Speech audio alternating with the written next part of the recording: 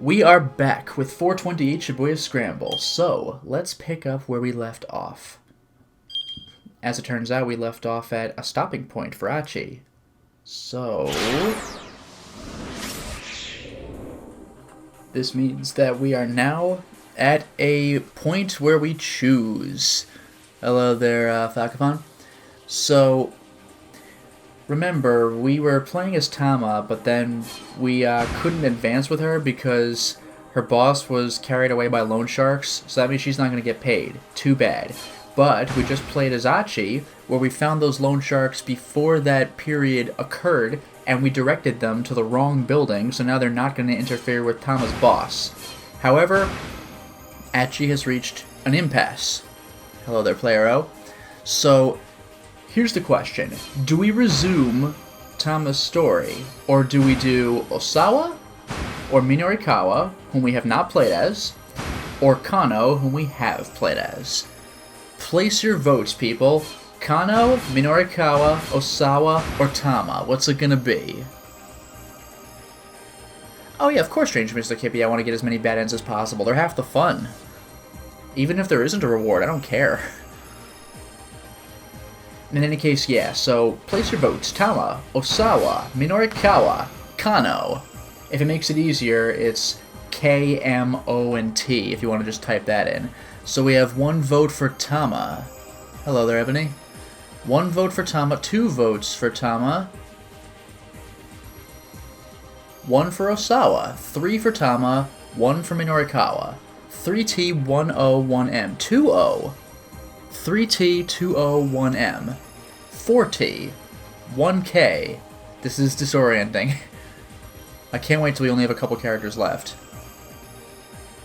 So what is this now? 4 Tama, like 2 of each? 2 Ozawa, 2 Mino, 1 Kano. Hey there, Dragon Ace. I think it's 4, 2, 2, 1. So far it's looking like we're continuing Tama. Is that how it's gonna be? We're actually getting more division, though, this time around. Hey there, Brad, as well. So, I guess we're going with Tama, then. Although it was certainly more divided than last time. Let's do it.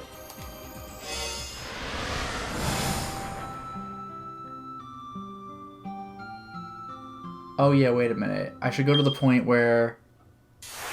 Is this the point where... Yeah, I guess we're in there. Yeah, it doesn't matter what I do with the stuck with the cat costume, but let's just see the end. Let's see what happens. So I don't think it matters which of these options I choose, so we're doing that. Goofy as freaking hell, I love it.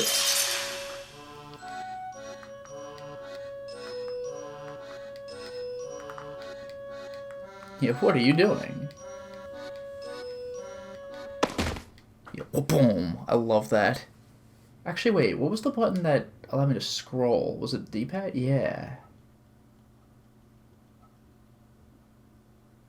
Yeah, I guess this was the last part then. A job's a job. Okay. Yeah, they tell me to sell this junk, I sell it. But here we go, here we go. This might be the big change. The door flies open suddenly and a loud voice belts out. Hold it right there! Oh, damn, what? Well, this is different. I whirl around in a panic to see an odd-looking man standing in the doorway. It's Junichi Yanagishita. He's the guy who hired us. So, yeah, he's not dragged out by loan sharks this time. Hey, I heard that, Chiri.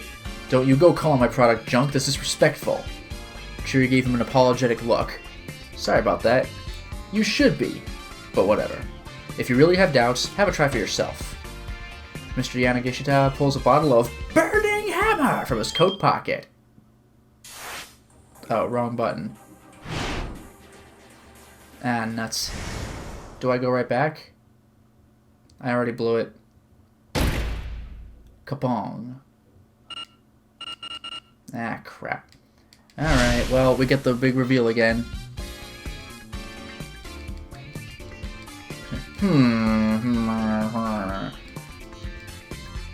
Was square then the...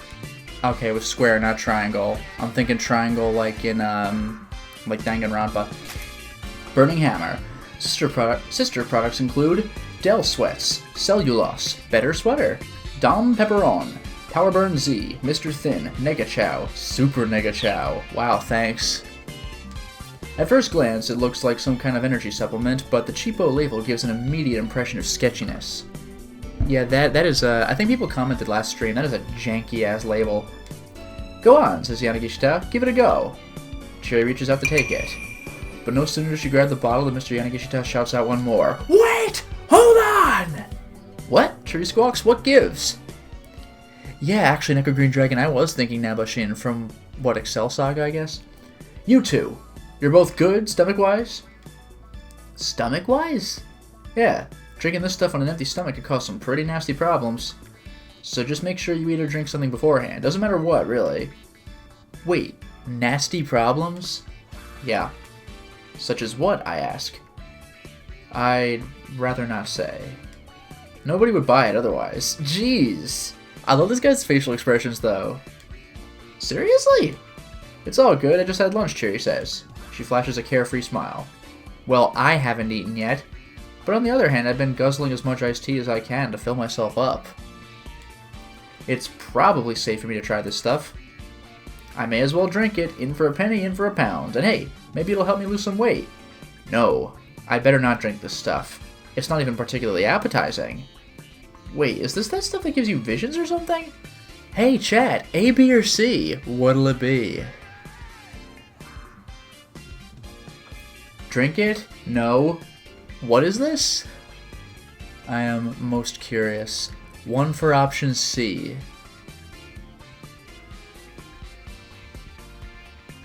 And I guess that's it. We have one vote for C. Oh, here we go. One for C, one for A. Two for C.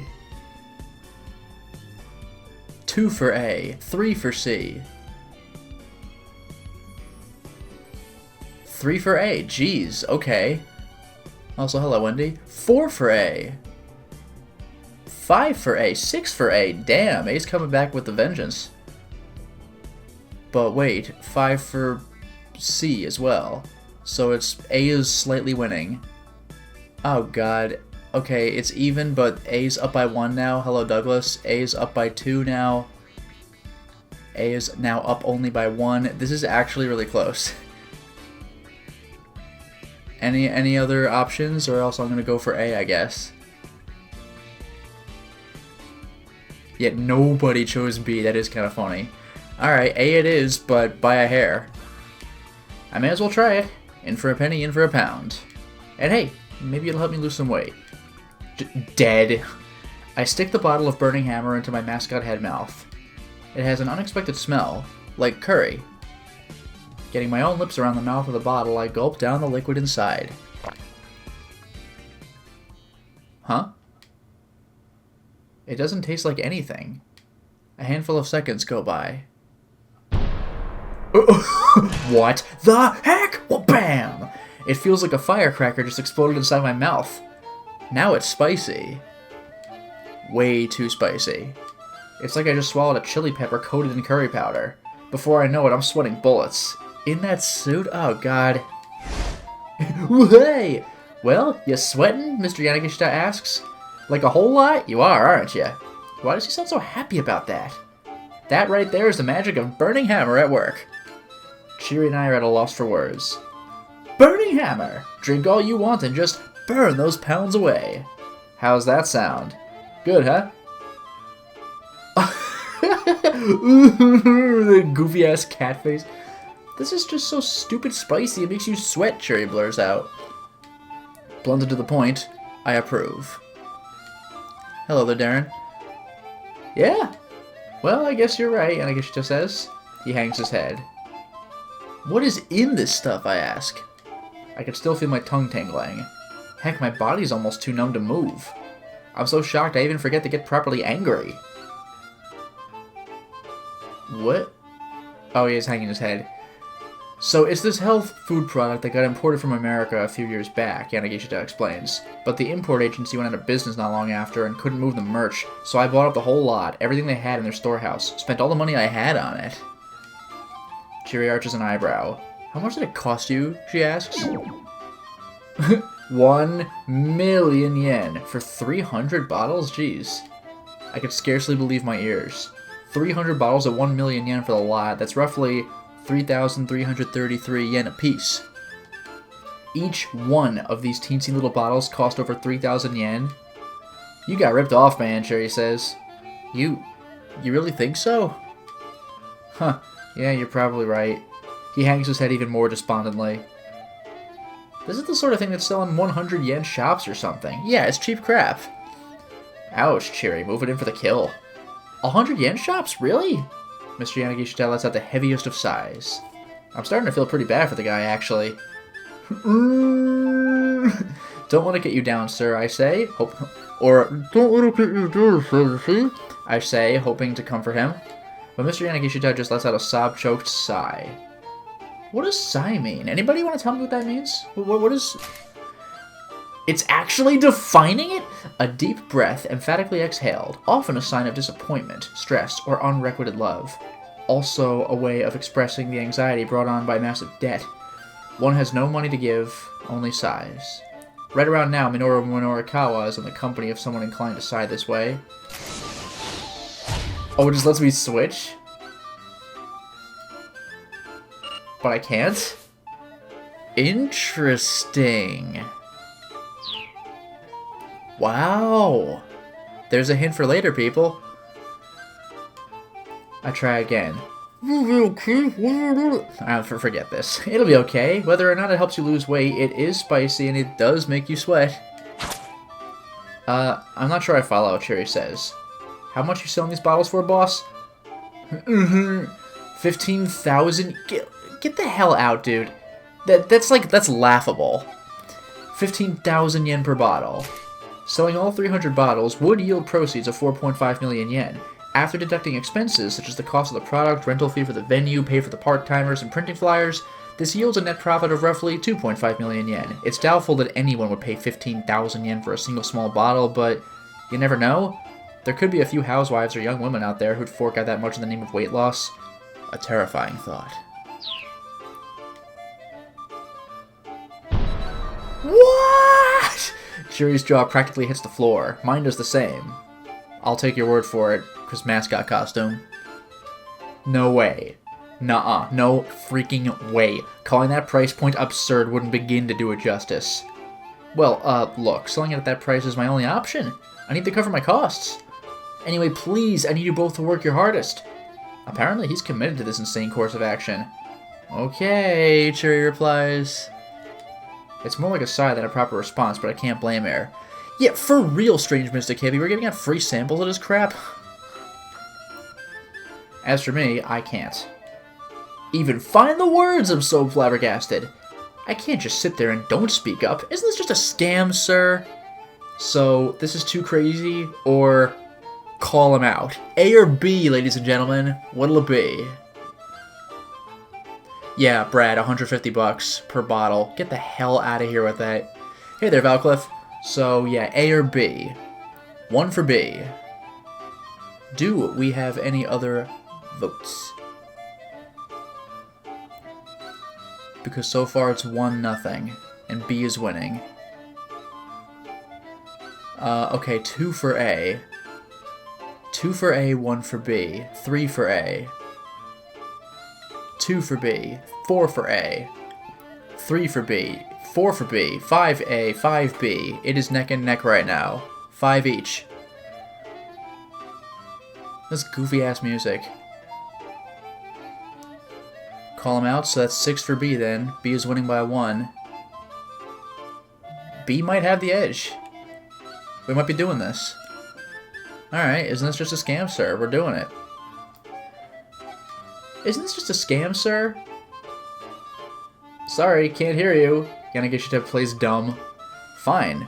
I repeat myself. This is a scam, isn't it? He tilts his head to one side. Something's wrong with my ear. Undeterred, I repeat myself once more. This is a scam, isn't it? Tears are welling up in Mr. Yanagishita's eyes. Ah, jeez. Look, kid, he says huskily, listen up. He's clearly struggling to maintain his calm.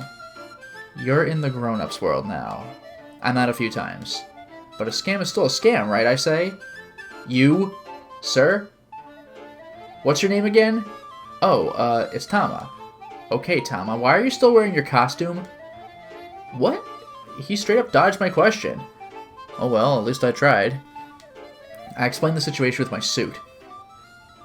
This goofy-ass animal.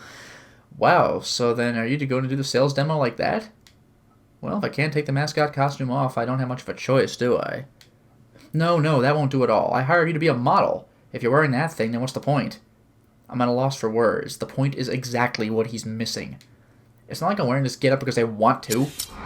Oh, dear God. How about we just cut it off of you? Cheery says with a big grin. She pulls a massive pair of scissors out of her bag. Wow, live-action corpse party is weird. The blades make an unsettling snip-snip sound as she waggles them in my face. Nani! Whoa, no, you can't do that, Yanagishi exclaims. That suit's a rental. I don't want to have to reimburse them for the thing. Well, then what am I supposed to do, I ask. He looks at me uncertainly. Maybe you could have someone from the rental place come down, Cheery suggests, before helping herself to the rest of my lunch. Oh, hey, good idea, Yanagishita says. He seems to be making an effort to calm himself down, at least. Just try to grin and bear it until then, Tama. Well, I guess that's that, then. I'm sure we'll get it off eventually, I say. Hopefully before the demo. That's the spirit. I really need you to be my model. A model, huh? It's flattering, but I can't help but wonder, would I be any good at that? Well, this is no time to be timid. I need that money no matter what. To be continued. My troubles all started earlier this morning. Wait, what? What? Hey, I want to buy basketball game. I was at a knick-knack shop on Center Guy. I'd happened to pass by and I spotted a red necklace on display in the storefront. Oh my god. Oh my god, it's the egg of the king! Run! And I got this weird sensation when I saw it. You could maybe call it deja vu? Something like that? It was as if I'd been drawn to it somehow. This was mine. I was sure of it. I wanted it. No, I needed to make it mine as soon as I possibly could. That's how strong the feeling was. The price was 40,000 yen. I checked my wallet repeatedly, but I only had 20,000 on me. Nonetheless, I needed to have it. There was just one question. How? Somehow I managed to drag myself away from the shop. Just a few minutes later, I ran into Mr. Yanagishita. Hey, a voice said out of nowhere. If you want, I could pay you 10,000 for a day's work. I found myself staring at this frumpy middle-aged man who was handing me his business card. Managing Director, Junichi Yanagishita, Yamato Health Foods Co., Ltd. Hey! I'm in a real bind here. Need some extra help. Would you mind coming with me? I'm begging you, just one day. You seem pretty sketchy. As much as I needed money for that necklace, I wasn't getting anywhere with some random weirdo, or going anywhere. I ignored him and tried to just walk off. Please! Please! Yanagishita grabbed me by the hand. Watch it, pal, I snapped. Hands off or I start shouting for help. Please, it's not like that. Just hear me out. Look, I'm in a hurry. Please! Please! Knock it off! I spun forcefully away from him, yanking my hand from his grip. I love that we still have the supernatural sounds in the background. Jesus. And hey, we kind of see what we look like, sort of, kind of, a little bit. Oof! Yanagishita whirled through the air and fell into the bushes. Whoa, where... Oh, that's how he got the scratch on his face! Hey! Whoa, where did that come from, he gasped. His eyes were wide as saucers. You're a martial artist or something? No, I think that was just a fluke. The truth was, I was surprised myself at how well I pulled off that escape move. Okay then. Look, I'm sorry, can you give me a hand? No way. No, I mean give me your hand. My hip's killing me here. Ah, ow, ow, ow, ow. I guess the least I could do was help the guy get to his feet. Look, why are you hounding me so much? Please, don't be angry. The moment I saw you, I just felt it. You're the only person who could possibly do this job for me. I let out a sigh, but my interest was admittedly piqued. What kind of job? I need a sales rep for a health supplement. I want you to do PR as a dieting success story for my product. Oh, that's immediate scam, because we obviously haven't taken the product. You have the body... Just look at you. You have the body of an actress. Sales are going to go through the roof. Well, it was hard to feel too offended when he told me that. The job didn't seem as fishy as I initially suspected. Alright, maybe I'm interested, I said, if there's just one thing. Yeah, whatever it is, I'm sure I can handle it. I need 20,000 yen as soon as possible. So if the day only pays 10,000, alright then. If you could sell 100 bottles at our sales event, I'll throw in another 10,000 as a bonus. How's that sound? I certainly couldn't think of any other way I was going to earn 20,000 yen in a single day. This might be exactly the break I needed. You've got a deal. You have my services for the day, I said, bowing my head. Yes! Yanagishita jumped for joy. What about your hip? Frickin' swindler. Huh? Oh, yeah, it's better now. All better. Fix itself just now. God, this is so anime it hurts. Yanagishita bowed deeply as I gave him a dubious look. Oh my god, we kind of see her face. Sort of. A little bit. Look, I'm sorry, he added hurriedly. I wasn't trying to pull a fast one on you, honest. I was just scanning for talent and I saw you and, well... Was trusting this guy really the best idea? I was starting to worry, just a little, about whether he'd actually pay up. Look, I've staked everything on the sales demo later today, he went on. This is the make-or-break opportunity of a lifetime. Sure. I'll be honest with you. I'm in a ton of debt. 2 million yen. 2 million. Yanagishita's tone had taken on a feverish intensity. If I don't pay it back by the end of the day, then boy howdy am I up the creek without a paddle. That's how Japanese people talk. How did you even get into a situation like that, I asked. He gazed skyward, a far-off look in his eyes. Because even if he knows he has no chance of winning, sometimes a man just has to stand and fight. But I guess a girl like you wouldn't understand. He laughed and smiled at his own words, but he was right. I sure as heck didn't understand the slightest. Anyway, real quick, could you put this on? Raha! Mr. Yanagishita briskly rummaged through his bindle and thrust a cat costume out toward me. What? Here? Aw, yeah, before the sales event, you gotta hand out some samples. Handing out samples? What does that mean? The burning hammer in the sample bottles is cut 10 parts to 1 with water. Oh, for God's sake. Wait, whoa, wait. It's 10 to 1 water and it's still that spicy? Wow, dude. Even so, it is intensely spicy, and drinking it on an empty stomach is sure to cause gastrointestinal distress, or even make the drinker black out. This is gonna factor into the plot later, isn't it? It's hard to believe that a sample of something so dangerous would win over any customers, but you never know. There could be housewives of another terrifying thought. We've already read that. The job's already started, you know? And with that, Mr. Yanagishita went about getting me into the mascot suit. Bam! That was weird. Looking back on it, it was a pretty ridiculous turn of events. Still, if I was going to get my hands on that necklace, I had to take the chance that this job would pay out. I doubt we're going to be able to sell a single bottle of this crap, Shiri whispers in my ear. I'll just have to do the best I can, I say. I say it more to myself than to anyone else. Once again, I asked myself, why am I in a... Oh, it's actually the question. I asked myself, why am I in such a rush to get this necklace anyway? Yeah, for real, I don't think this game is going to go into supernatural territory, so that felt bizarre. I honestly don't know.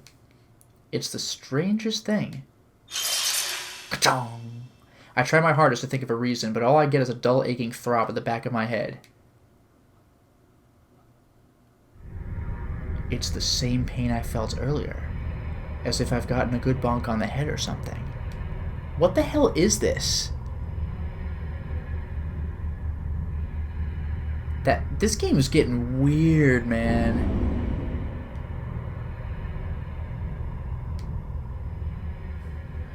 Alright, I'm gonna go back and check the other choices, but I bet they don't matter that much. We'll see what we get.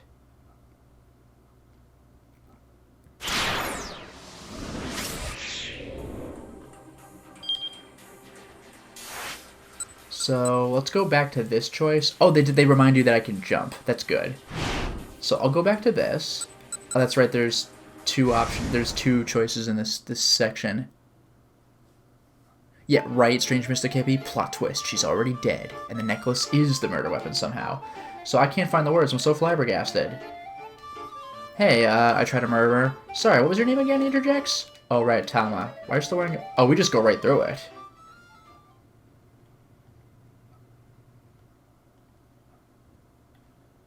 Yeah, we just do it.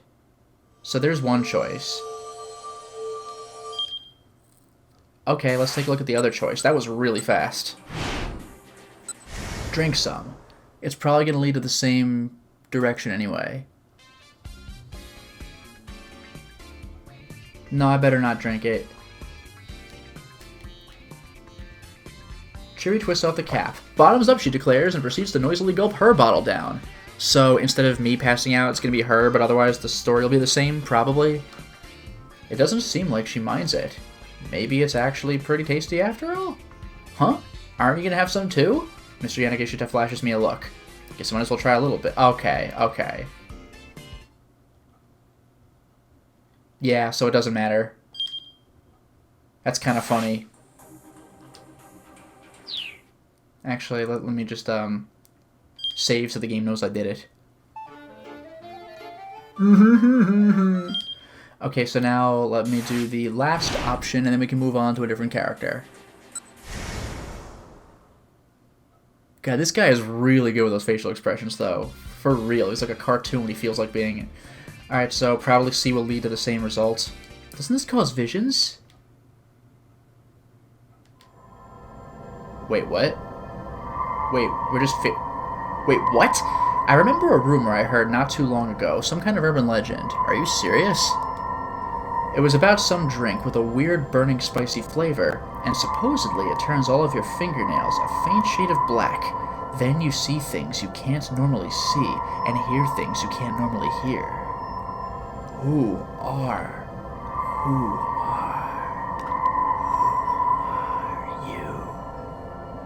Who are you? Red question mark? Who are you? Who are you? I'd heard some college students talking about hearing voices like that, swearing this mystery drink could have that effect. It's a little unnerving. Still, I really doubt it could be true. And we're back and the same thing happens. That was a weird thing to do, but okay. And we're back. We did it! Hooray!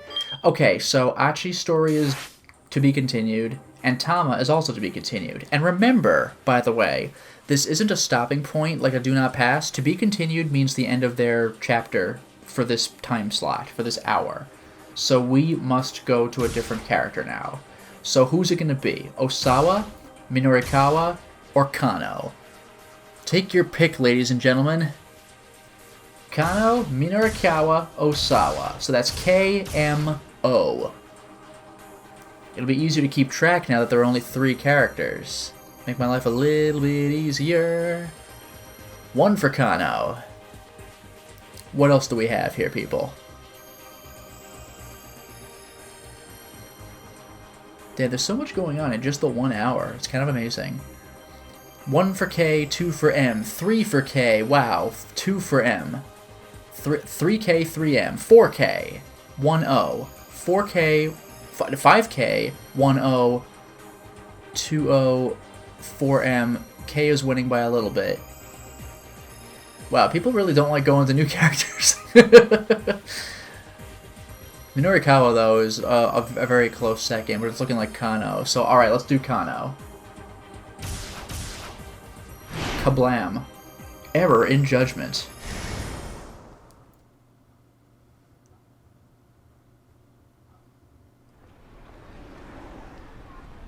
As he wandered through the back alleys, Kano gritted his teeth. Going after the guy on the bike had been a bad judgment call. By the time he got back up and onto the pedestrian overpass, the man who'd thrown the attaché case was almost out of sight. But remember, this means that we did not go into the alley and get shot. So there's that. Kano prided himself on being fleet of foot, but he knew even he would never catch the guy before he disappeared. He'd followed the culprit as far as the alleys, but there he'd lost him completely. All he could do now was hope one of his colleagues caught the man on the motorcycle. Kuze's voice crackled to the earpiece. Mobile Command Center, calling all units. The suspect on the motorcycle has handed off the case to an accomplice in Miyashita Park. Another foreigner. For real? Kano muttered. One thing immediately struck him as strange. Why hand the case off to someone else at all? Why not just escape on the bike? The man with the motorcycle dumped the bike and fled on foot. We've retrieved the bike and run the plate, and we've determined it was a stolen vehicle. The advanced police communication system is carefully maintained. By using the digital wireless systems in the patrol cars, officers are able to directly access the station's computer network, allowing them to quickly check to see if an individual is on the wanted list or if a vehicle is stolen. We still don't have enough details to positively ID the suspect. The suspect now carrying the attaché case is heading through Dogenzaka, also on foot. Oh, wow, so things are coming to a head, right? We got him under observation. Dogenzaka, huh? That wasn't too far from where Kano was now. It looks like we're dealing with a foreign crime syndicate that's familiar with Shibuya. All units, head to Dogenzaka. But do not, I repeat, do not attempt to apprehend the suspect with the case. Let's see where he goes. Kano nodded to himself. Without knowing more about the crook's MO, letting this guy go for now was probably the only right call. I just want you to know one last thing. Or I just want you all to know one last thing. Kuse's tone grew more solemn. Whatever happens, I know I can count on each and every one of you. Don't disappoint me. Over and out. Kano had the unsettling feeling that the message had been meant for him. Ugh. Right. It's now or never. The sudden appearance of the syndicate and its bizarre actions. You don't need a comma there. We're rapidly... Oh no, after Syndicate 2, okay. We're good. We're rapidly moving things beyond the jurisdiction of both the MPD and the local police. Mustering his resolve, Kano headed for Dogenzaka. Kano pulled a cell phone out of his pocket. It was Rumi calling. She knew full well he wasn't supposed to take private calls while he was working a case. Maybe it was an emergency? He decided to pick up. Rumi? I'm sorry. Are you in the middle of something right now? Kind of.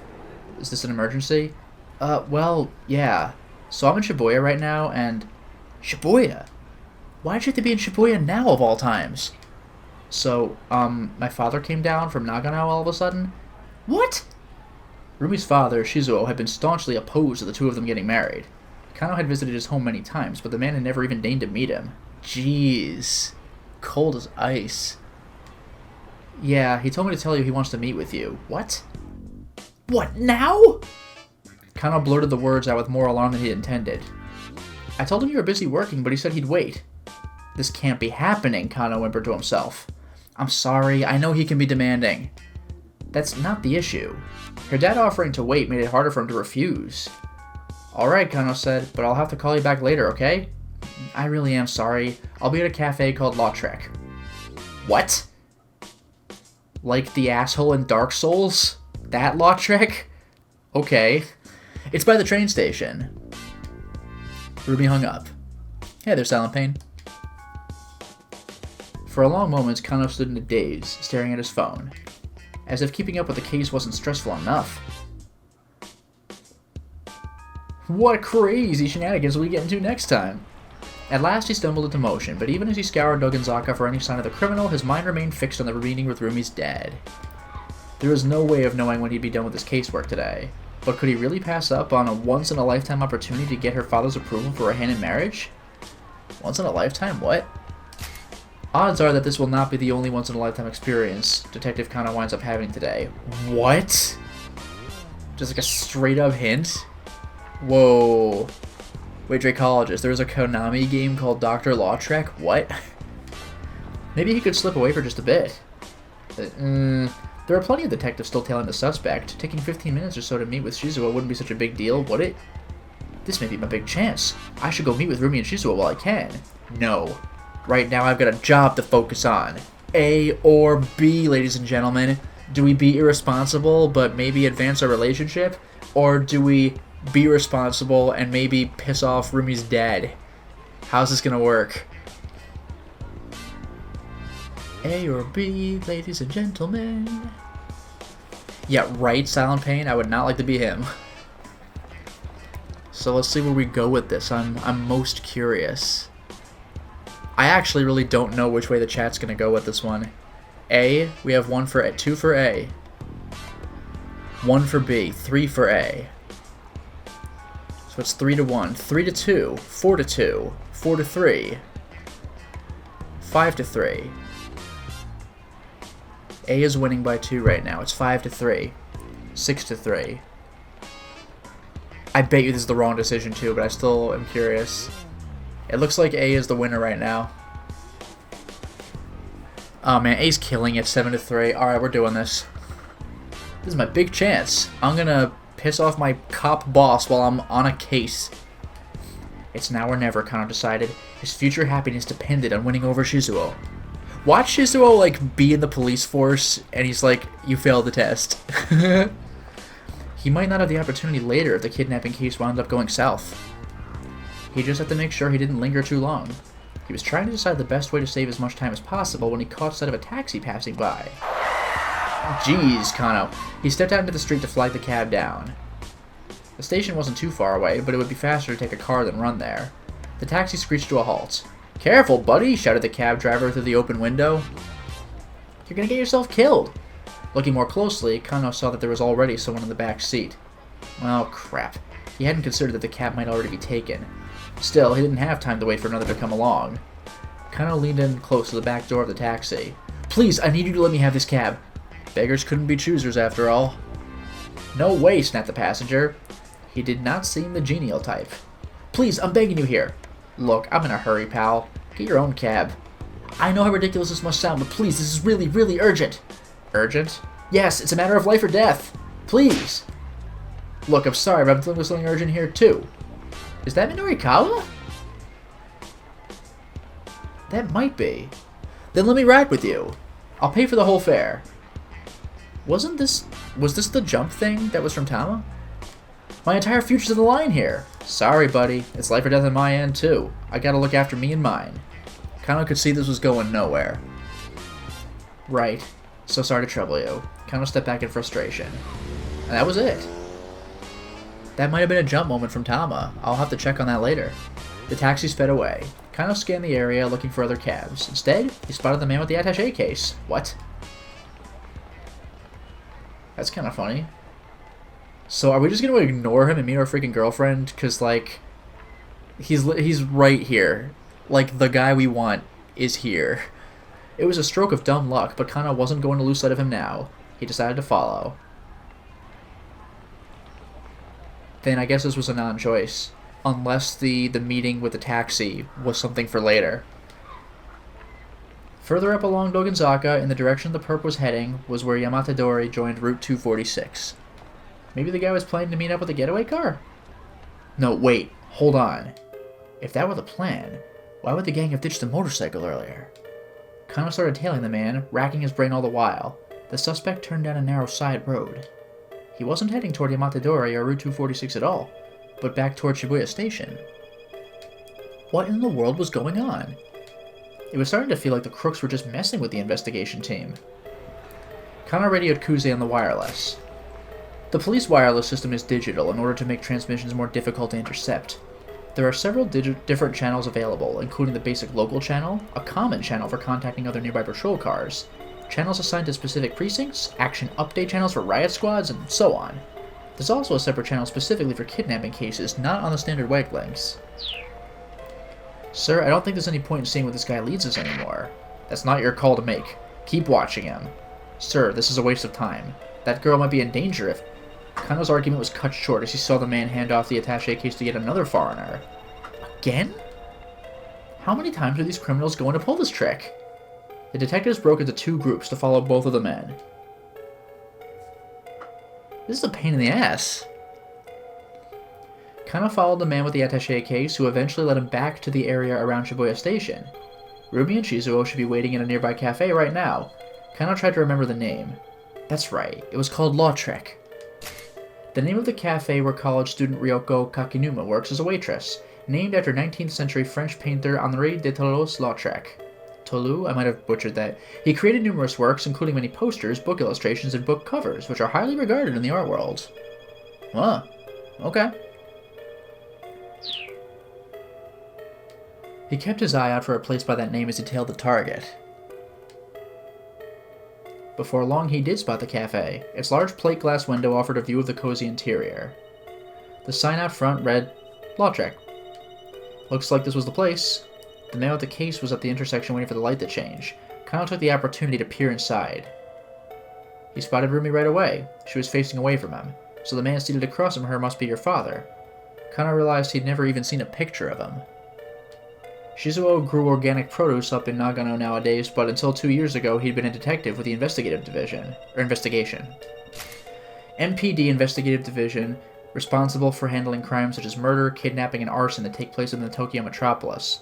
Truly exceptional officers are assigned to this division. They're regularly dispatched to various regional task forces to aid in investigations, where their talents and experience often prove critical. The position of section chief is traditionally given only to dedicated personnel well versed with crime scenes and organizational administration. Rumi looked up to her father for his distinguished police career, and always spoke quite highly of him. Kano had figured that if he became a policeman, Rumi might appreciate that. It was this simple impulse that had led him to join the force. Wow. He had also figured that public servants could stay afloat even in times of recession, and that his physical training would serve him well in such a line of work. Once he was a policeman, he thought, he could approach Shizuo with his head held high and ask for his blessing in marrying his daughter. But after Rumi graduated from university, Shizuo had up and retired from police work. Even Rumi didn't know why he'd made the decision. Kano had traveled to Nagano many times to ask Shizuo for permission to marry her, but the only response he ever got was, "I'm not giving my daughter away to any cop." Huh. Kano had never even gotten past the intercom before her father had turned him away. Years in the force had nearly made Kano lose sight of what had driven him to become a policeman in the first place, and now the chance to meet Shizuo face to face had finally come. He peered intently into the cafe. Across from Rumi sat an older man with a grim expression. Just who was this hard-faced fellow? It took a lot to rattle Kano, but the guy looked scary. Could this really be his sweet little Rumi's father? The prospect of meeting with him later filled Kano with sudden dread. The man went into the JR Shibuya station and stood before the ticket machine. Yeah, the foreigner guy. It looked like he was planning on boarding a train. Damn, this is intense. A scene from a popular movie about a kidnapping sprang into Kano's mind, where the crook had made off with the ransom money after it was tossed out the window of a train. What did this guy manage to get outside the dragnet and pull a stunt like that?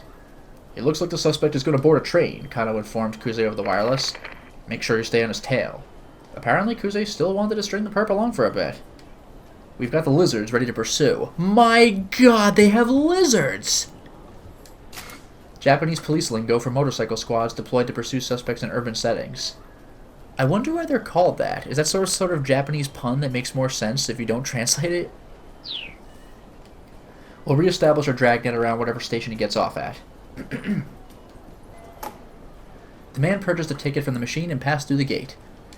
There was no way to tell what station he bought a ticket for, but it looked like he was heading clockwise along the Yamanote line loop. Kano used his prepaid card and made his way through the ticket gate as well. Officers do not actually get free rides on public transportation simply by flashing their badges, as is frequently depicted in TV shows and films. Doing so might risk alerting the suspect. For this reason, prepaid cards are provided ahead of time. Oh, that's clever. An announcement chime signaled the imminent arrival of a train up on the platform. The man made his way up the stairs, looking calm and composed. He showed no sign of checking for pursuers. Kano hurried after him. This is interesting. The man stopped at the very edge of the platform to await the train. Not ideal. There was no way for Kano to get close without sticking out like a sore thumb. The train glided up to the platform. The man gave a quick look around as he stepped aboard. Kano followed. Trains on the Yamanote line didn't stop for long, and soon they were on their way.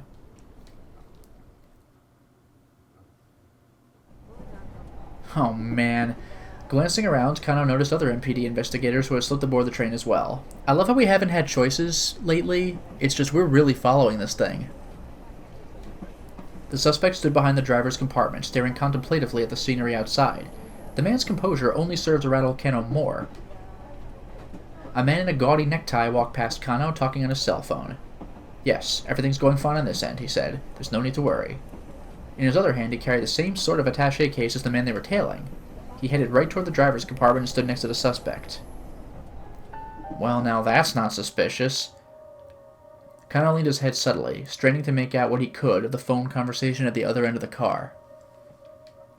Yes, of course. 225 pages, all fully proofread. 225?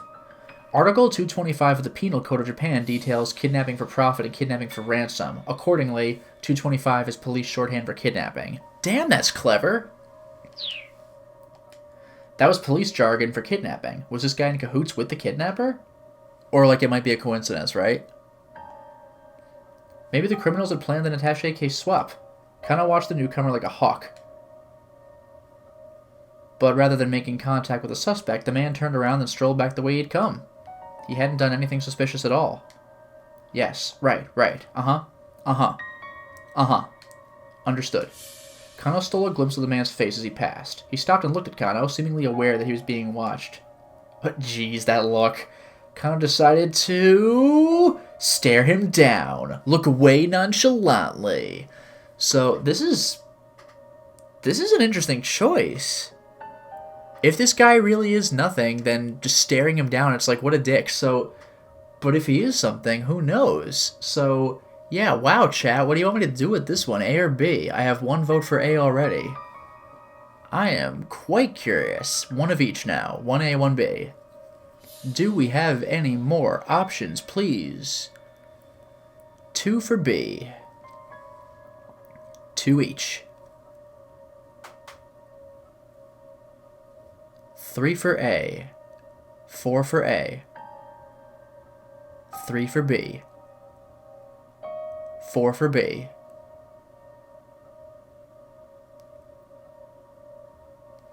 So we're tied right now. Do we have a tiebreaker? 5 for B. Hello, Nathan. So B is slightly edging out right now. Now we're tied again. Now A is winning by 1. Hey there, Darren. So A slightly has the edge. I like that the chat's divided on this one. It doesn't make this game so simple. And I'm not seeing any more input, so it looks like we're going with A. No, wait a minute. Suddenly input. Hello there, Cohen. So we are tied right now. So now I don't know what to do. Do we have any tiebreaker? I'm most curious. Because if not, then I'm going to have to go with my option. Oh no, we have A. It looks like A's got the edge again. Alright. We're going with A then. Stare him down. Power move. Kano decided to stare him down. Ah, my apologies, the man said. He shut his phone with a click. I know it's rather rude to talk on one's cell phone when you're on a train. Yeah, this is probably just some guy. That's just common decency. Yeah, apparently, like I've read on forums, apparently it's like a pretty... It's like a kind of a considerable faux pas to be making noise on like a bus or a train in Japan. The man affected a smile, then headed back to the car from which he'd come. That's that. Sheesh. Guess I overreacted. You gotta stop staring at everyone. As cartoon girl stares at me. An oddly dressed passenger murmured into Kano's ear. Blend your surroundings more. Is that cop? What a freaking champ. Sasayama, when did you get here? His partner had somehow found time to change his disguise. The steely expression on his face was at odds with his anime nerd getup. That's anime nerd getup? Freaking like denim overalls? Kano had seen Sasayama disguise himself as plenty of things throughout the years. Santa Claus, Yakuza member, Japanese folk singer, and a Buddhist priest to name a few, but this was a new extreme, even for him. When he first joined the force, Kano had found Sasayama's costuming antics amusing, wondering where he managed to find his outfits. But lately his quirk had become tedious. Concentrate. Keep your eyes peeled. Sasayama gave Kano a pat in the backside and slipped away into the next car. The suspect, meanwhile, was still staring out the window. Wow, so we didn't lose him or anything. It was just, how do we talk to this guy on the phone? The announcer's electronic voice filled the T's on the bar. It filled the train compartment. Next stop, Harajuku. Next stop, Harajuku. Nani? Kano almost cried out. The suspect was moving toward the exit door. Apparently he was only taking the train one station down the line. Yeah, right, Nathan, that is straight otaku get-up. The train pulled into the Harajuku station, and the man got off. Oh, they give you a picture. The area east of the Japan Rail Harajuku station, corresponding to Jingumai I-1 Chome in Shibuya, once a bustling shukuba, or post station, where travelers could rest while journeying across the country. In modern times, it bustles instead with high schoolers after school displaying flashy youth fashion. Clothing and accessory stores and fast food restaurants line the streets. Many cutting-edge trends in Japanese youth culture get their start here. Wow. The detectives following him disembarked accordingly. The suspect walked along the platform and took a seat on an empty bench. Was he checking to see if he had a tail? Sticking around on the platform at a station where you just got off was pretty unusual behavior. Not wanting to arouse the man's suspicion, the investigators from the MPD made their way down the stairs as inconspicuously as they could. Kano, however, had a sudden inspiration and went to speak to one of the station attendants. Sorry to bother you, but I think I left something on the train just now. He tried to keep an eye on the man on the bench as he fed his story to the attendant.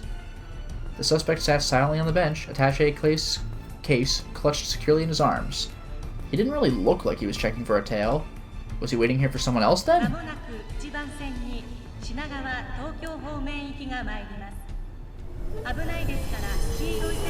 Abunai? Did I just say danger?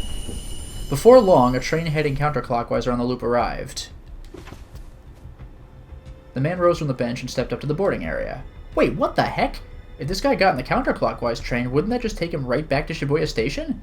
The man boarded the train. Kano had no choice but to follow suit. Was this guy playing them? Damn, these guys are good. The suspect got off again once the train reached Shibuya. Wow, these guys are some next level tricksters here. All he'd done was go to Harajuku and come right back. Kano reported into Kuze. The suspect has returned to Shibuya Station. Acknowledged. Keep tailing him. Kano felt himself growing increasingly paranoid. This criminal organization didn't seem too keen on getting away. And here was HQ giving these guys free rein. Something was off. He was sure of that. As he tailed the mark, Kano took out his phone. What were Tateno's instincts about the case right now? If the senior detective had any advice, Kano would love to hear it. He dialed Tateno's number. This is freaking intense, man. The line rang a few times, but nobody picked up. Probably he was too busy seeing to Hitomi's safety. Kano felt bewildered. They'd been letting the suspect lead them around for over an hour now. During an abduction case, you generally didn't update the victim's family on any developments, in case they tried to interfere. Kano could only imagine what the Ozawa family was going through right now. After a short walk from Shibuya Station, the attaché case was handed off yet again. God damn, like, what is this? This is like, I was wondering if this is a case of mistaken identity, like we're just chasing some guy, but at this point it can't be. This time the recipient was a tall, dark-skinned man. Again, the Shibuya-based task force split into two groups in order to tail both suspects. Are they gonna do this until there's like one cop for like 100 guys? Kind of stuck with the man who had the case. This is insane, man. Hey, Yoga. As the previous man had done, the newest suspect wandered around Dogenzaka for a while. Repeatedly looping around and around the same locations was a weirdly roundabout way to make a series of handoffs. Excuse me, detective? Oh, is that Mr. Palmer? Kano turned around with a start. Oh, hey, he said, I know you. It was Leland Palmer, the lecturer who'd been an eyewitness to the kidnapping. The man practically radiated concern. How is Maria doing? Is she alright? I'm very, worried for her. His Japanese was more halting now. My heart, it is with her family. Kano gave a quick look around. It didn't appear they were being watched. Maybe Palmer knew more than he told the police earlier? If Kano talked to him now, he might get some additional clues. If the syndicate spots us, my cover's blown. We're hosed. I can't stick around like this. An actual difficult decision. So, A or B, ladies and gentlemen, where should we go for this? What will it be? So, grill this guy a little more, or no, it's gonna blow my cover if they see me with you. I get the feeling, though, well, we'll see what the chat says. I'm curious. 1 for A. 2 for A. 3 for A. 4 for A. 5 for A. 1 for B. 2 for B. 6 for A, 7 for A, 8 for A. Okay, I think A is steamrolling this one. You know, I really get the feeling the criminals probably know they're being tailed way by now, so that's why I kind of wanted A anyway. Like, who even cares anymore? So we're doing this. Maybe he knew more than he told the police earlier. If I talked to him now, he has an additional clues. Actually, Leland, do you mind if I ask you a few more questions about the party where the kidnapping occurred? Leland squared his shoulders. No, please. Ask anything. Do you know what time Maria showed up at the event? Leland hesitated, thinking. Probably around 6 o'clock? She was there when it started.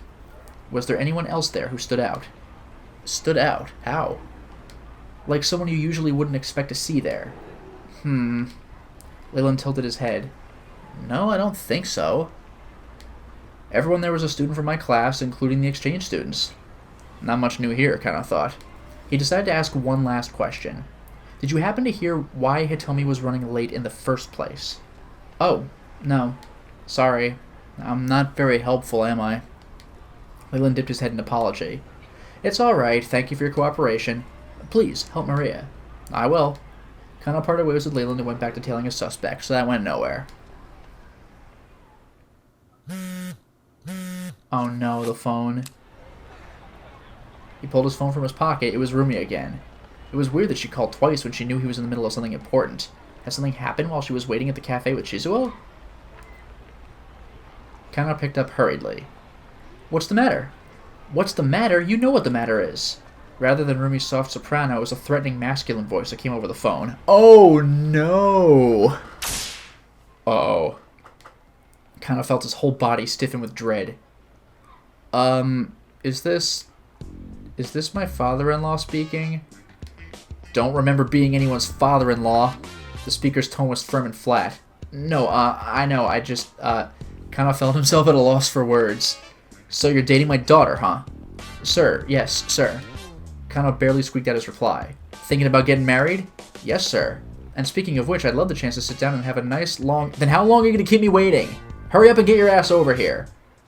Oh, how very much Kano wished he could do exactly that. Sir, I would, but... Forget it. The words came in an angry huff. You can't have her. Goodbye. What? Sir, please, wait!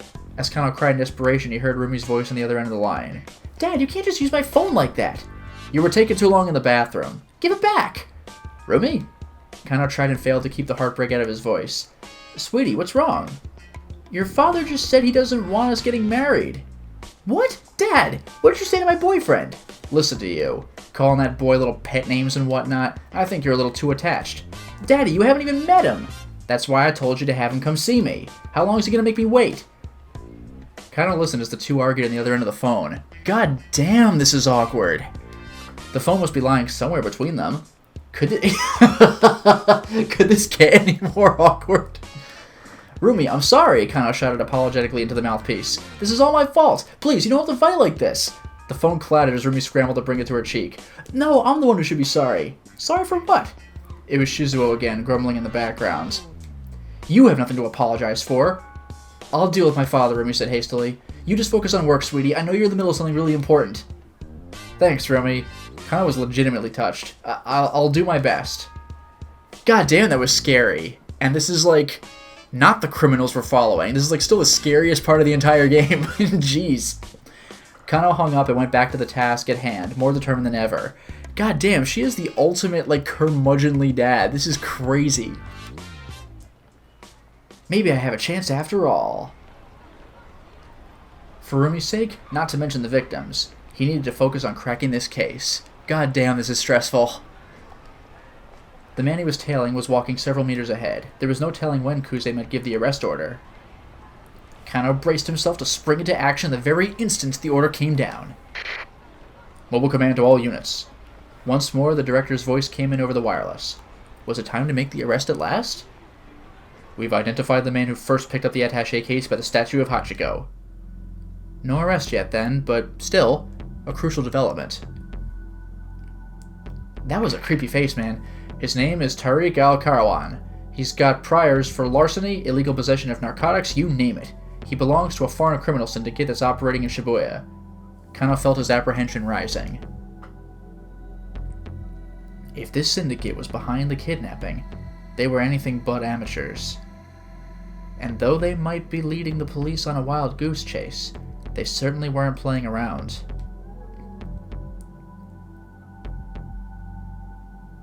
Yo, that was intense as hell. It looks like most of Kano's choices didn't really matter, but I'm still gonna go back and see what they were. But that was pretty interesting.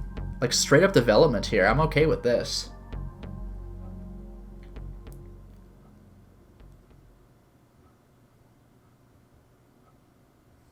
Okay. Let's see what we can do. Kablunk. Time chart, please. So we had... Right, did I have anything before this? I really didn't.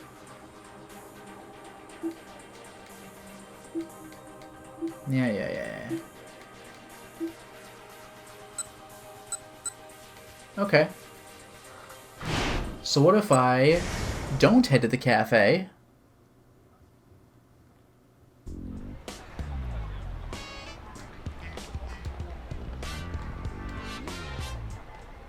No, got a job to focus on. Shook his head to clear out the foolish impulses. What the hell had he been thinking? A girl's life was on the line. Marrying Rumi was more important to him than anything, but now wasn't the time.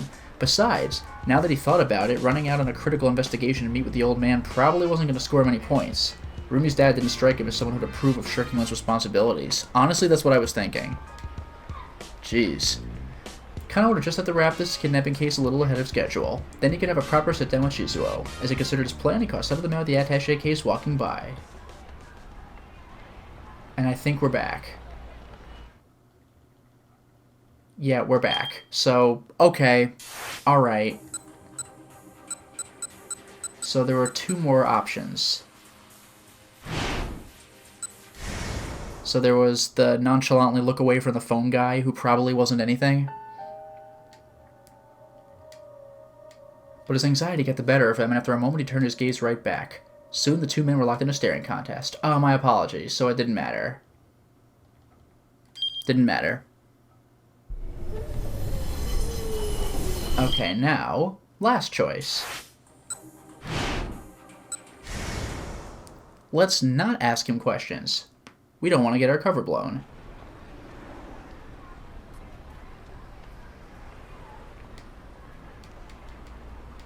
Leland, I'm sorry, but at this stage I can't share any details. Is that so? Oh, yes, of course. Leland cast his eyes down and hung his head. Please don't worry, though. We're still hard at work investigating. Yes, thank you very much. With that, Kano turned away from the lecturer and went back to tailing his suspect. I think that's it. Yeah, I think that's it. Yeah, no, that's it. So, okay, Kano's done. So we have Minorikawa and we have Ozawa. Chat, what shall it be? Minorikawa? Ozawa? M or O? Because we've reached an impasse with just about everybody. We know that Minorikawa has a jump with Tama, but I don't know when that's supposed to be. Ozawa is like a total mystery. Minorikawa is almost a total mystery. So, M or O? What shall it be to conclude this stream? Because I don't think we're going to get much further than one character.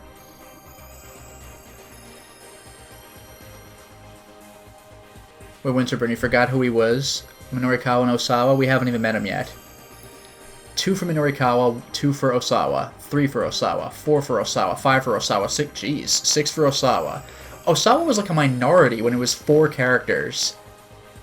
Like, now Ozawa is just cleaning up. So it's 3 for M, 6 for O. Freaking crazy. 7 for O, 4 for M. I think Ozawa's winning this one. Dang, like, Minorikawa clearly was beating out Ozawa earlier, but apparently the people who voted for Tama and Kano first favored Ozawa more than Minorikawa anyway. Alright, Ozawa it is. Hey, I know. Email. So, brand new character. We don't know anything about this one. Wealth. Status. Honor. None of these mean anything to me. All I want is a peaceful life.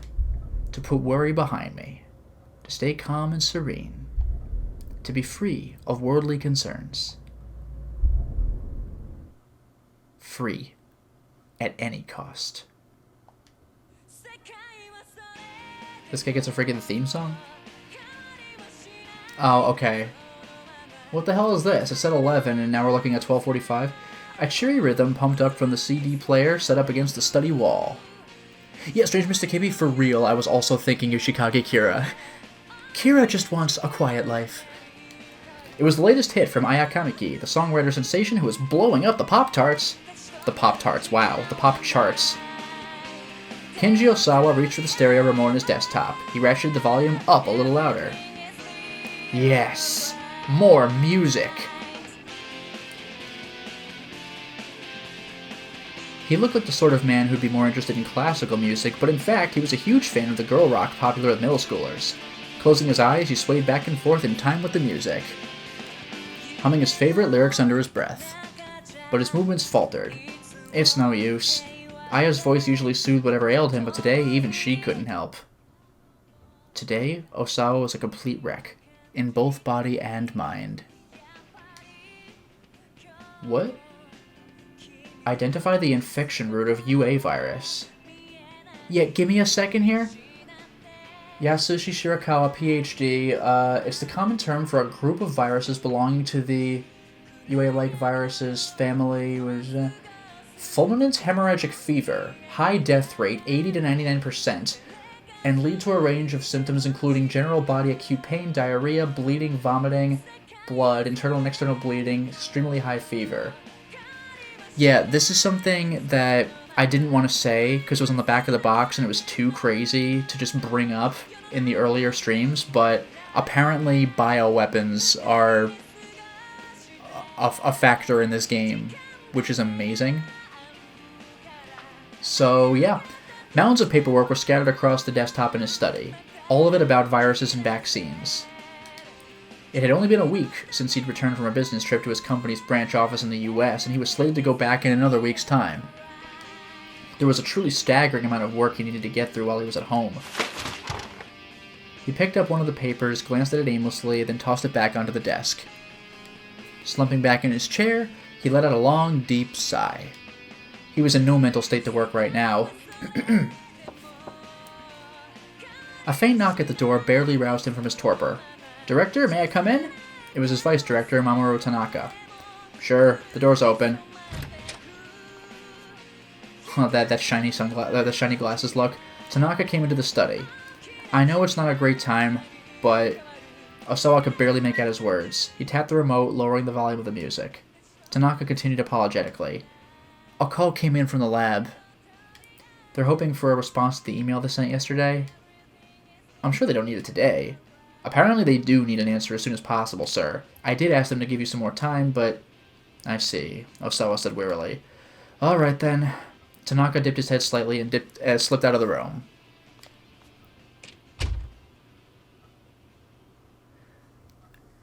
People in the chat, Umbrella works for bioorganic weapons, not actual chemical warfare. Ozawa contemplated his colleague. Tanaka was a man he could truly depend on. He has enough of his own work to do. He didn't need to come here again today, but he did. They'd been working in close concert ever since Ozawa had gotten back to Japan. Without Tanaka's support, there was no way he would be in a mindset to do any work at all right now. Sidling up to his computer, Ozawa opened his email program and started answering the work-related messages. He reported on his business travel expenses, offered his opinions on capital investments, requested confirmation on current medicinal stockpiles. He worked with Bleak Detachment. None of this meant anything to him right now. Oh, good point, Dracologist. Chemical warfare is not necessarily viruses, but still, these are just actual illness-causing viruses. Then a new email appeared in his inbox. The sender was identified simply as A. The subject line read, 1 year ago, South Africa. The message body was blank, but there appeared to be multiple images attached. Ordinarily, Ozawa would have deleted a message like this immediately, assuming that it contained some kind of virus, but the word South Africa drew his attention. Could this possibly be related to... He couldn't help but wonder. For a long moment, he hovered the cursor over one of the image files. At last, as if spurred on by the upbeat rhythm in his ears, he double-clicked the mouse. Double-clicked? It's an image. Just single-click it, buddy.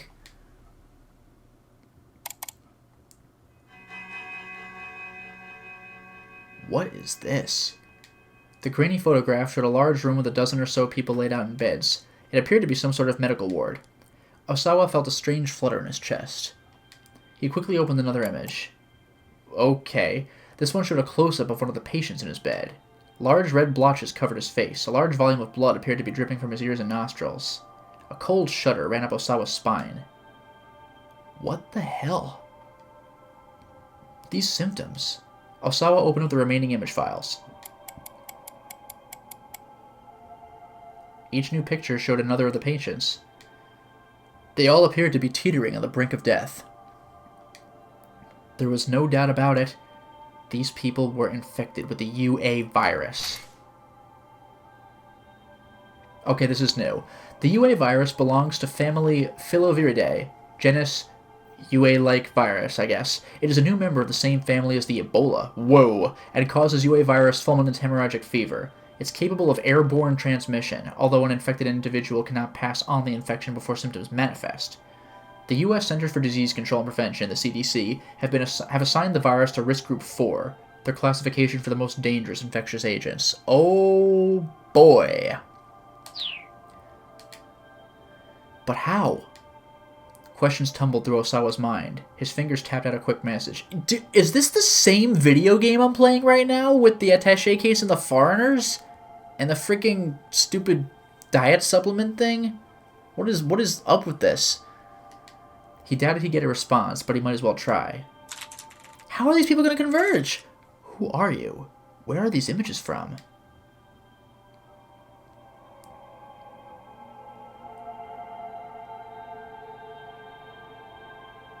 The UA virus got its name from a Swahili word for flower.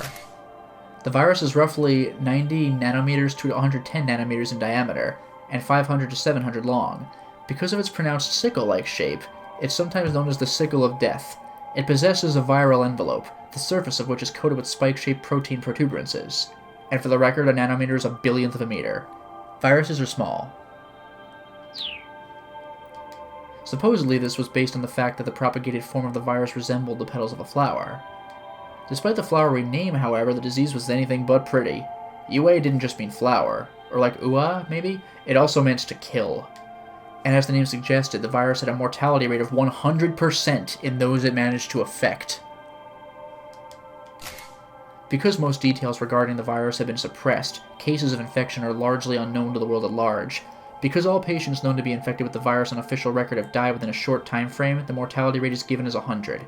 As the incidence of known cases grows, the number may drop below 100, but the mortality rate will likely remain extraordinarily high. Yeah, right, Dragon Ace? Watch the diet supplement just have the virus? That'd be insane.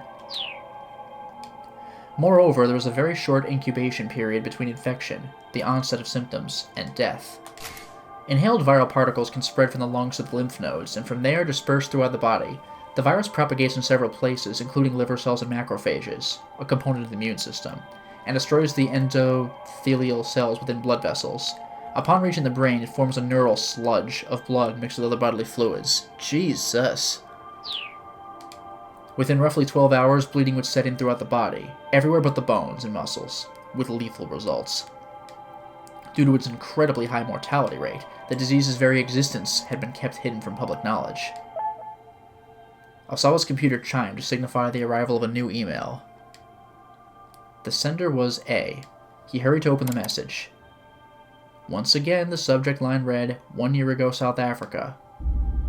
Your oh ho ho! Your crimes. Ozawa stared at those two words. My crimes? That left him only with further questions. So it's not like, oh no, he knows. He looked again at the images from the previous email.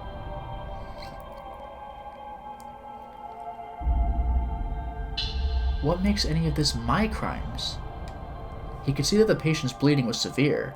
He estimated that several hours had passed since the onset of the disease. It wouldn't be long before their lives were cut short. To feel that agony, that suffering, and then to perish. Am I to blame for that?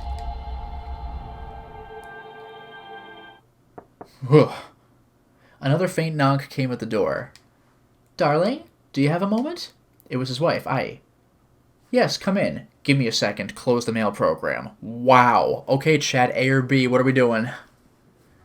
This is legit. And we got dead silence too, so this is just a quiet stream until we get that vote in. I am so curious right now. What should we do with this? Come in. Give me a second. 1 for A. 1 for B. 2 for B. 3 for B. 4 for B. 2, 3 for A. 5 for B. 6 for B. 6 to 3 right now. If we don't get any more votes, well, okay, 6 to 4 now, but still, if we don't get any more votes, then I'll be tactful and close my laptop or the mail program. And it looks like that's what I'm going to do. And we just got one more for each side, so it's still the same. Also, hello, everyone. Let's do it. Give me just a second. Ozawa hurriedly closed the mail program. Even if this was nothing more than some sick prank, it wasn't anything he wanted his family to see. Hello there, Ryu. Especially not I. Alright, come in. But Ozawa turned to see that I had already let herself into the study. The sharp sting of her perfume made him scrunch up his face for a moment. Have you reconsidered the whole America thing, she asked. This again, Ozawa thought sullenly to himself. Please, he said, can we not discuss this right now? If not now, then when? You know this isn't a decision to just make on your own. On his latest business trip, a major American pharmaceutical firm had attempted to headhunt him, asking him to join them and be among the top researchers in the world. The money and prestige held no interest for him, and he was reluctant to turn his back on Okoshi Pharmaceutical after his many years of service. The pharmaceutical company for which Kenji Ozawa works. It is a major corporation with a solid sales network both domestically and internationally, and an annual turnover of 1 trillion yen. It holds patents for several medications that are in demand worldwide and is influential at the Ministry of Health, Labor and Welfare, and other political institutions. The company employs roughly 7,000 people, including 600 researchers. Nonetheless, he was intrigued by the offer. It would mean the chance to conduct his virus research in a much better funded environment. Taking the job would necessitate relocating to the U.S., however. When he mentioned the possibility of emigrating to Ai, she'd shot the idea down on the spot. Her opposition was understandable. Ai's father, Suguru Makino, was a member of Okoshi Pharmaceutical's board of directors. Oh, yeah, fair. No way was he going to let Ozawa jump ship to another company. Darling, please. Ai drew in closer to him. Think about it from my perspective. If you leave for America, what am I supposed to tell my father? He'd gotten so used to it. That grating whine of hers. Is this guy a serial killer? It keeps doing this, black screen, ugh. Have you considered what might happen to Okoshi if you leave, dear? We can discuss that once all this is finished. Ozawa kept his voice as level as he could. You do remember that you're a director, right? I said. You have responsibilities. Stop thinking about yourself so much. With a sour look, I turned and departed.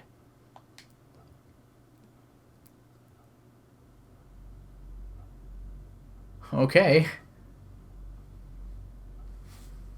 Well, he had known that moving to America would never be a simple matter. I think that's a typo.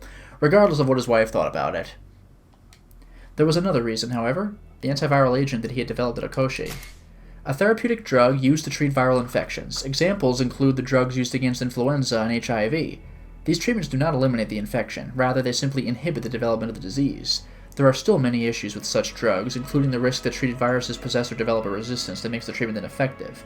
Academic institutions and pharmaceutical companies worldwide devote tremendous resources to further advancing the field of antiviral medicine. After the UA virus was discovered, infectious disease research facilities worldwide had thrown themselves into a top-secret effort to develop a vaccine. Vaccines function by safely introducing a harmless or attenuated version of a virus or other pathogen into the human body. This triggers the body to produce antibodies against the pathogen, making it difficult for the dangerous version to take hold. But Makino had ordered Ozawa to work on creating an antiviral agent, not a vaccine. A vaccine immunized the subject in order to prevent infection in the first place. Conversely, an antiviral agent could be used to treat patients already infected. It was a so-called wonder drug for combating the virus itself. Creating such a drug was far easier said than done. Developing the antiviral had been a long, arduous road.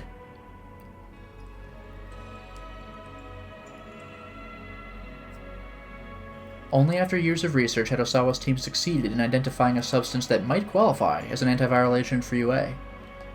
In theory, if it was administered during the virus's initial stages, 100% recovery could be attained. Data also suggested an 80% survival rate for patients treated shortly after the onset of symptoms. But there was a fatal flaw with the new antiviral agent. The side effects in the body were unusually potent. If it was administered in amounts beyond a certain threshold, it was linked to life-threatening complications. For a time, the research was at an impasse, and it seemed that the drug had to be administered in high volume to combat the explosive propagation of the UA virus. But then, Ozawa had received some fortuitous news. Okoshi Pharmaceuticals' nanotechnology branch had engineered a cutting-edge device known as the DDS. Nanotechnology is technology created and or operated on an extremely small scale, often measured in nanometers. Some nanotech devices are literally regulated on the atomic level. The possibilities are ever expanding in practical fields such as medicine and material science. The US is among the world leaders in the push for research and development. DDS, Drug Delivery System.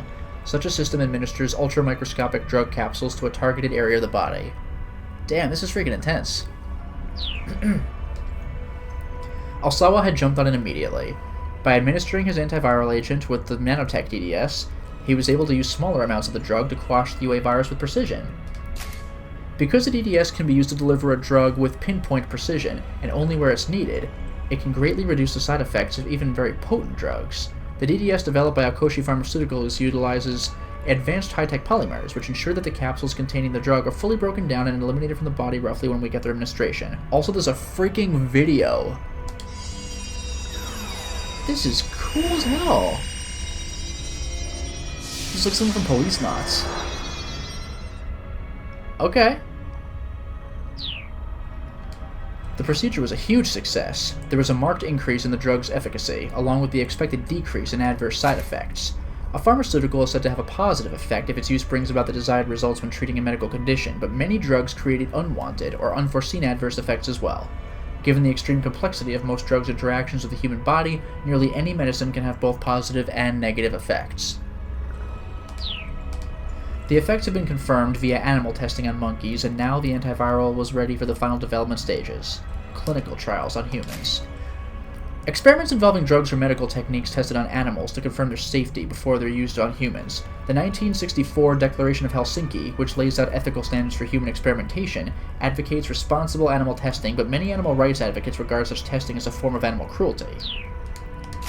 When a new drug is being prepared for government approval, after it's been tested on animals, it must pass tests on humans that evaluate its safety and suitability.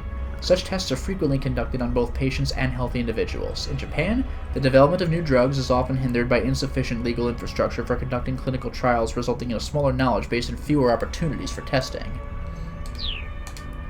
But the very existence of this new wonder drug was still a secret. No doubt Okoshi's leadership would be reluctant to see Ozawa, the drug's lead researcher, transferred to another company. Still, it wasn't completely outside the realm of possibility. Once the antiviral was out of development and announced to the public, Ozawa would be free and clear.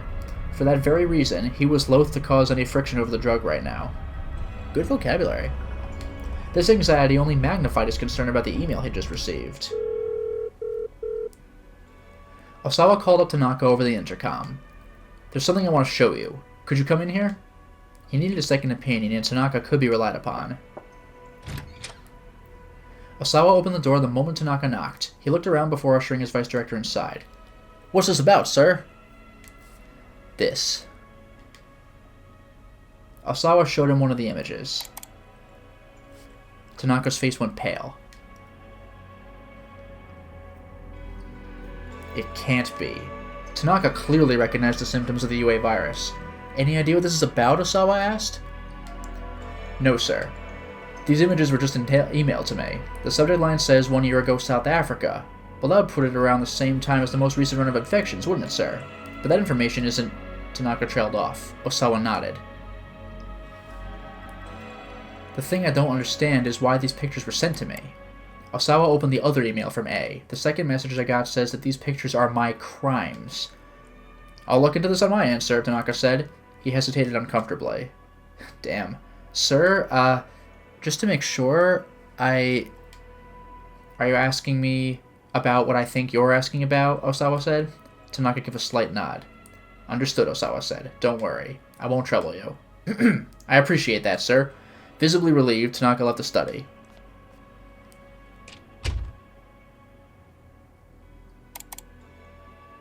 Ozawa brought up a folder marked UA virus on his screen. Within the folder were enlarged images of the virus itself. He double-clicked one of these images. It blew up on the monitor to reveal the pathogen in intricate detail. A specimen of the UA virus was approximately 100 nanometers in diameter. 10,000 of them in line would take up barely a millimeter. But a single, tiny virion, upon entering the human body, could become 2,000 in an hour. There's a word you almost never see, virion. That speed of multiplication was nothing short of astonishing. Even the Ebola had a typical incubation period of 7 days or so before an infectee developed symptoms. A virus of the same family that causes Ebola hemorrhagic fever. Currently 5 characteristic species are known: Thai Forest, Sudan, Reston, Zaire, and Bundibugyo. Ebola is widely known for its high mortality rate, 53% for Sudan, 88% for Zaire, but the Reston variety discovered in monkeys that had been brought to the US had displayed no pathogenicity in humans. For influenza, it was 1 or 2, but the onset of the UA virus happened in a mere 12 hours. Ozawa viewed an image slideshow of the virus's propagation mechanism. It was a fascinating sight no matter how many times he looked at it. Viruses existed to multiply, nothing more. They had no motives, no driving logic, nothing but simple multiplication. To Ozawa, that fact held a certain air of mystery. If viruses had emotions, how would they feel about their lives? He had thrown himself into virus research in search of answers to questions like that, answers that no man could truly know. His development of the antiviral agent had really been nothing more than another job responsibility.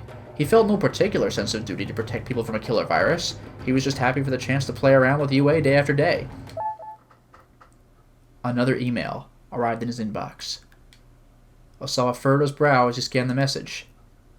Emergency alert. Come to Heaven Publishing, ASAP. If not, someone is going to die. Minoru Minorikawa. Whoa! So they're the buddy crew, I guess. Heaven Publishing? Minoru Minorikawa? Ozawa wasn't familiar with either of those names. He wondered if it was related to the mysterious emails he received earlier, or maybe the sender had some information about the kidnapping. The fact that the message had been signed with a real name instead of a pseudonym, along with its obvious urgency, certainly gave it an air of truth. Wait, what kidnapping? Do you know about that? And the word someone's gonna die filled him with a wave of panic. Maria! Oh yeah, she's part of the Ozawa family! Oh, right, that makes sense. There was no time to waste. In a rush, he found directions to Heaven Publishing on his computer and slipped out of the house. Damn. It took a good while to find his way to the multi-tenant building. The signs in front showed that Heaven Publishing occupied the 3rd and 4th floors. Ozawa took the elevator to the 3rd floor. He peeked inside the offices there, only to find the entire place empty. The 4th floor was likewise deserted. Whoa, hello. There was a rope dangling from the ceiling, tied off into a noose. It all seemed rather sinister, but Ozawa had no idea what it meant. Hey there, Meowington. He waited a good 30 minutes, anxious the whole time. The half hour turned into an hour, and then to 2. It seemed that no one was going to turn up. Ozawa headed back to the 3rd floor. He decided to wait there for 1 more hour. By now, he was committed. The extra hour turned into 2. What the heck? Is this just like a bad end because I didn't do something with Minorikawa? Exhausted, he dozed off in his chair, and when he came to, it was close to sundown. Because you're only supposed to do this an hour at a time. So do we just lose the day? That's it? Sunset already? He gazed out the window, the haze of sleep still clinging to his mind. He had the feeling he was forgetting something important, but the sight of the sun quietly setting over the cityscape made the crisis of life feel strangely distant. Are you kidding? Is this just bad ends like Tama? It's a guaranteed bad end because I have to do something with a different character? The time of peace and quiet he had longed for was right here. That's absolutely a bad end. Yeah. I'm supposed to do something with Minorikawa. Absolutely. Escape from reality. A mysterious email told him to go to Heaven Publishing, but there was nobody there. This was sent by Minorikawa, of course. At around 11:30, he blasted out an email to all the reporters he knew, but in his hurry, he screwed up one of the addresses, which coincidentally delivered a copy of the message to Ozawa. Obviously, this never would have happened if Minorikawa hadn't rushed out that email. Wow, so it was an accident! Clever. Okay. I'll go back to the other choice with the wife, but then that'll be the end of the stream. That was interesting. So just like Tama, guaranteed bad end to start with. That's kind of funny. So there was just an accidental email. Jeez. Alright, let's see what happens.